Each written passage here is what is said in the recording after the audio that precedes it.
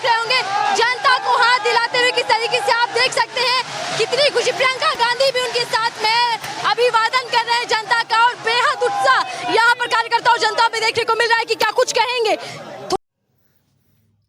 राम राम प्यारे भाई बहनों, 2024 के लोकसभा चुनाव के नतीजे आ चुके हैं।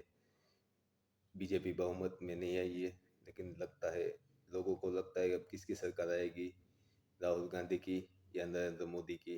तो पहले हम ये वीडियो देखते, बाद में अपना ओपिनियन देंगे। थोड़ी देर बाद पीसी होनी, नतीजे आ चुके, उसके बाद राहुल गांधी कांग्रेस मुख्यालय पर पहुंचे। आपको तस्वीरें दिखाने, कितनी बड़ी संख्या में यहाँ पर कार्यकर्ताओं का जो मामला लगा हुआ है वो बस एक झलक पाना चाहते हैं, राहुल गांधी को देखना चाहते हैं। और देखिए कह सकते हैं कि नतीजे आने के बाद भी पूरा चुनाव फंस चुका है, पेच फंस चुका है। सरकार किसकी बनेगी, इस पर आकर सवाल टिक चुका है कि आखिर कौन होगा इस बार सत्ता में। और देखिए हम आपको तस्वीरें दिखा रहे हैं, कितनी बड़ी संख्या में यहाँ पर नतीजे आ चुके हैं, लेकिन चुनाव फंस चुका है। सवाल ये कि कौन बनाएगा सरकार। इस वक्त हम खड़े हैं कांग्रेस की मुख्यालय पर, आपको देख सकते हैं तस्वीरें। राहुल गांधी अभी यहाँ पर आए हैं, कार्यकर्ताओं में जोश है, यहाँ पर ढोल नगाड़े बज रहे हैं और चुनाव जैसे फंस गया। अब सवाल यही है कि सरकार कौन बनाएगा, क्योंकि पेच फंस चुका है। बहुमत पाने के बाद भी एनडीए सरकार से दूर है। ऐसे में हरेंद्र ताऊ जी हमारे साथ, उनसे चर्चा करते हुए समझते हैं कि कैसा रिजल्ट आया है जिसमें शय मात दोनों एक साथ दिख रही है। हरेंद्र ताऊ आप भी आए, अभी राहुल गांधी आए, सबसे पहले क्या कुछ कहेंगे जब राहुल गांधी सीधा कार्यालय पहुंचे नतीजे आने के बाद? आपने देखा चेहरे पर मुस्कुराहट देखी, और एक बार नरेंद्र मोदी का चेहरा देख लेते तो पता चल जाता। तो ये पूरा कॉन्फिडेंस है कि इंडिया गठबंधन की सरकार बन रही है। मतलब मुस्कान बता रहे हैं कि इस बार इंडिया अलायंस आ रहा है। अरे तख्त बदल रहा है, ताज बदल रहा है, और आज के बाद भारत का निजाम बदल रहा है।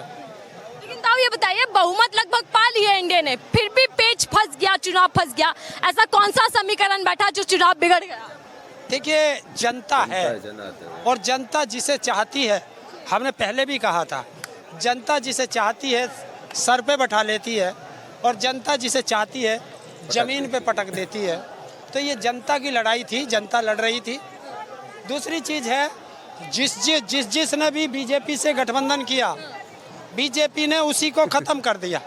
तो अब जो बीजेपी के साथ हैं वो भी आजकल में भाग जाएंगे छोड़ के, क्योंकि जब जहाज डूबता है तो सबसे पहले चूहे भागते हैं। तो जो छोटे दल होते हैं वो भाग जाते हैं, और वो अब सरकार की तरफ आएंगे, इंडिया गठबंधन की तरफ आएंगे। मतलब उधर के दल इधर आने वाले, और इसी को लेकर आप कह रहे हैं कि इंडिया सरकार बनाने जा रहा है? बनेगी, क्योंकि उनको भी तो जनता ने वोट दिया है, और वो इसी जनता के साथ आएंगे। राहुल गांधी जैसी आए, और अभी भी देखिए पीछे जो कार्यकर्ता मौजूद है, नारेबाजी चल रही है कि अगला प्रधानमंत्री राहुल गांधी। आपको भी आसार बनते दिख रहे हैं, संकेत मिल रहा है कि इस बार भैया तख्ती पलटने वाली है। देखिए ये कार्यकर्ता है, और इंडिया गठबंधन के जिस भी कार्यालय पे आप जाओगे वहाँ वो उसके कार्यकर्ता अपने नेता के लिए इस तरह के नारे लगाते हैं। और इंडिया गठबंधन की जब मीटिंग होगी, उस मीटिंग में तय होगा कि देश का प्रधानमंत्री कौन बनेगा। लेकिन पटाखे अभी से फोड़ने शुरू हो चुके हैं। देखिए जीत की खुशी है, और कार्यकर्ताओं की खुशी है कि 10 साल से जो तानाशाह देश को बर्बाद कर रहा था, अब उसका जाने का समय आ गया। तो ये जनता की खुशी है। तो क्या लगता है कि कौन से मुद्दे कामयाब हो गए जो बीजेपी को मुंह के बल गिरना पड़ गया? सारे मुद्दे कामयाब हुए। अग्निवीर का मुद्दा कामयाब हुआ, किसानों की एमएसपी का मुद्दा कामयाब हुआ, और जो युवाओं के रोजगार का, पक्की नौकरी का वो वादा पूरा हुआ। 8,500 रुपये महिलाओं के खाते में टका टक हुआ कि, और कर्मचारियों की पेंशन का मुद्दा। तो ये सारे मुद्दे, सब मुद्दे, संविधान का मुद्दा, लोकतंत्र का मुद्दा, तो ये सारे मुद्दे जो है जनता ने अपने बना करके और लड़ना शुरू कर दिया था। तो ये सारे मुद्दे आए। कहाँ बीजेपी एनडीए 400 पार का नारा दे रही थी, और कहाँ मंत्री हार गए। स्मृति ईरानी को क्या कुछ कहेंगे, उनको हार को लेकर? देखिए अहंकार हारा है, मोहब्बत जीती है। अहंकार हारा है, अहंकार रावण का नहीं रहा, इसकी तो औकात क्या। अब बताओ अब कहाँ मुंह दिखाएगी। राहुल गांधी से टक्कर लेने की बात कर रही थी, और राहुल गांधी के एक कार्यकर्ता से वो हार गई। तो अब ये राहुल गांधी ने दिखा दिया कि तेरी औकात नहीं मेरे से बात करने की, क्योंकि तुझे तो कांग्रेस का एक छोटा सा कार्यकर्ता भी हरा सकता है। तो ये देख, आप किसान हैं और किसान आंदोलन में भी रहे। अजय टैनी हार चुके हैं, देखिए- क्या कुछ कहेंगे इसको लेकर? निघासन की जनता, लखीमपुर खीरी वगैरह जनता को दिल से धन्यवाद है। आज ये उन 5-4 किसान और एक पत्रकार को मेरी तरफ से सबसे बड़ी श्रद्धांजलि है। आज मेरे दिल को चैन पड़ा है। यानी किसानों की जीत मानी जाए। बिल्कुल, ये किसानों की जीत है, ये वहाँ के किसानों की जीत है, वहाँ की जनता की जीत है। पीएम मोदी तपस्या में गए, तब भी हमने बातचीत की थी, कहाँ कमी रह गई जो 400 पार नहीं हो पाया इंडिया, और अभी 300 पे भी नहीं जाता। कल बताएगा वो, कल आएगा और कहेगा कि मेरी तपस्या में कोई कमी रह गई, क्योंकि वहाँ कोई मेनका ना पहुँच गई हो। अभी तो ये पता चलेगा, क्योंकि तपस्या मेनका भ्रष्ट करती है, और वो मेनका कौन है तो ये पता चलेगा। लेकिन ताऊ, ये पहली बार ऐसा हुआ है जब जीत कर भी जीत नहीं पाए, चुनाव फंस गया है। एनडीए बहुमत पाकर भी देखिए कहीं ना कहीं अभी खाली दिख रही है, खाली हाथ एकदम। और जनता खुशी मना रही है। देखिए, इसे कहते हैं जनता की जीत, इसे कहते हैं मोहब्बत की जीत, इसे कहते हैं भाईचारे की जीत। ये संविधान की जीत है, ये लोकतंत्र की जीत है, ये किसानों की जीत है, ये मजदूरों की जीत है, ये युवाओं की जीत है, ये कर्मचारियों की जीत है, और ये छोटे व्यापारियों की जीत है। देखिए, यही अहंकार रावण को हुआ था ना, क्या हुआ? यही अहंकार कंस को हुआ था, क्या हुआ?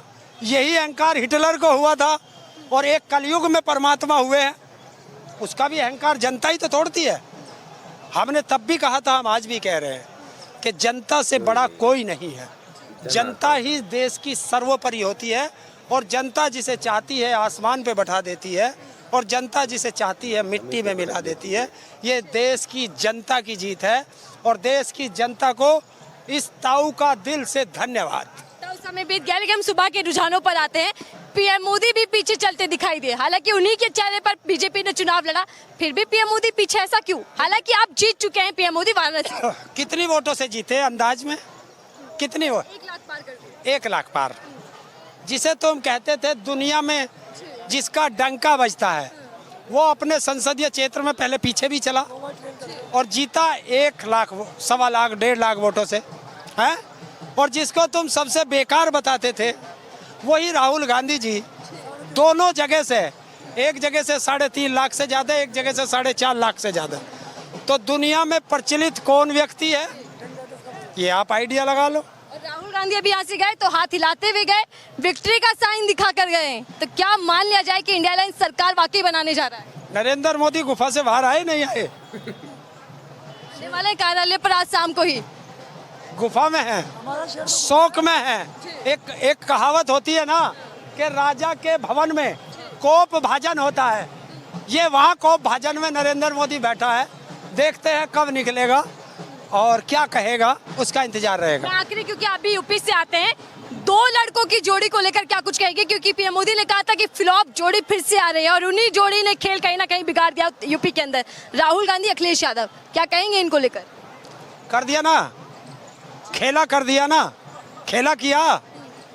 तो जो ज़्यादा बोलता है उस अहंकार को जनता ही तोड़ती है, और उत्तर प्रदेश की जनता ने दिखा दिया कि हमें गुजराती नहीं चाहिए, हमें उत्तर प्रदेश वाले चाहिए।